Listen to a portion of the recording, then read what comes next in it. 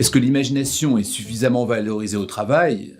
La réponse est non. C'est au XVIe siècle que l'on a une définition de l'imagination à travers la notion de combinaison. Alors le XVIe siècle, c'est un siècle important, c'est celui de Thomas More qui va définir la notion d'utopie, qui n'est évidemment pas loin des idées d'imagination. C'est aussi le siècle de Descartes, et le siècle de Descartes, c'est celui du questionnement de l'imagination par rapport à l'entendement.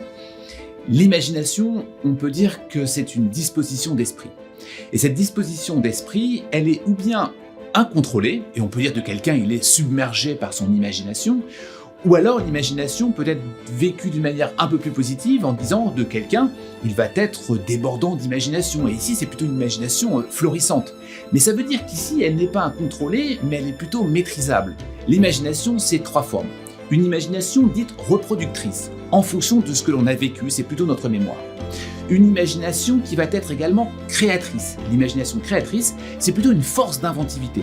Et puis il y a une troisième forme d'imagination qui est une imagination combinaison, dans laquelle on va associer différentes choses. Les imaginatifs, tels qu'on peut les appeler, d'imagination créative, sont-ils considérés à leur juste valeur dans les organisations, dans les entreprises ?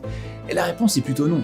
L'imagination créatrice va apporter quelque chose de nouveau, de fort, d'inventif, qui va d'une certaine manière déranger le système en place. Ça peut être un pouvoir en place, ça peut être un système en place, ça peut être des pratiques en place. Comment faisons-nous ? Eh bien, en fait, il va falloir essayer de faire un élan créatif, une sorte d'élan vital, comme le dit Bergson, c'est-à-dire un élan créatif tout au long de la chaîne hiérarchique d'une organisation. C'est-à-dire qu'un dirigeant doit montrer l'exemple en étant le premier créatif d'une entreprise, comme l'ensemble des managers, comme l'ensemble des personnalités qui sont finalement dans cette disposition à devoir avoir un comportement qui va pousser les barrières structurelles, pousser les barrières conventionnelles pour donner un élan créatif qui va être finalement la seule source d'évolution et de survie d'une organisation.